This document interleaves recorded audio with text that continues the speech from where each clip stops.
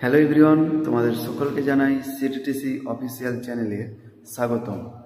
আজ আমি তোমাদের সামনে ডিএলএড ফার্স্ট ইয়ারের চতুর্থ অধ্যায়ের একটি গুরুত্বপূর্ণ প্রশ্ন নিয়ে আলোচনা করব।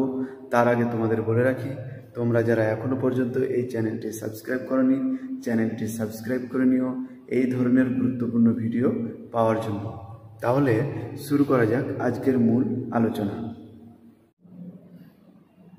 আজ আমরা জানব নির্মিতিবাদ কাকে বলে, নির্মিতিবাদের বৈশিষ্ট্যগুলি কি কি।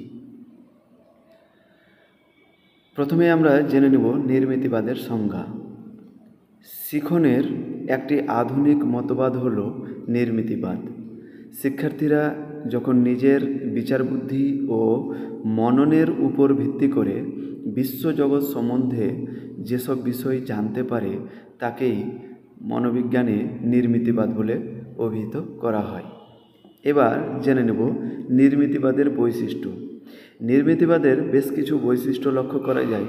তার মধ্যে প্রথম বৈশিষ্ট্য হল শিক্ষার্থী কেন্দ্রিক পদ্ধতি।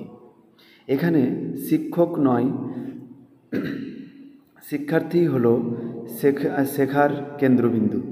শিক্ষার্থী নিজে চিন্তা করে, প্রশ্ন করে ও বুঝে নেয়। নেক্সট, পূর্বজ্ঞান ও অভিজ্ঞতার ভিত্তিতে শেখা।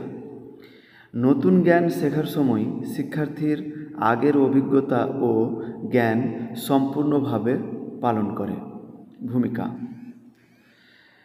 নেক্সট, অনুসন্ধান ও সমস্যা সমাধান ভিত্তিক শেখা। নির্মিতিবাদের আরেকটি গুরুত্বপূর্ণ বৈশিষ্ট্য হল অনুসন্ধান ও সমস্যা সমাধান ভিত্তিক শেখা। শিক্ষার্থীকে প্রশ্ন করতে, সমস্যা সমাধানের মাধ্যমে শেখাতে উৎসাহিত করা হয়। নেক্সট, সহযোগিতামূলক শেখা।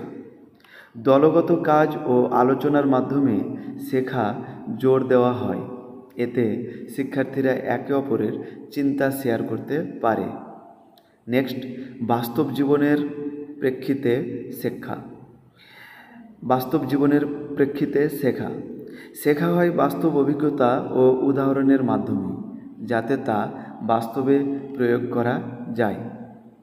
নেক্সট, শিক্ষকের ভূমিকা সহায়ক বা গাইড।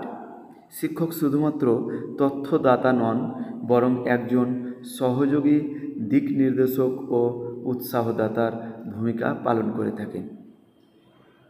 তাহলে আজকের আলোচনা এইটুকুই। ধন্যবাদ।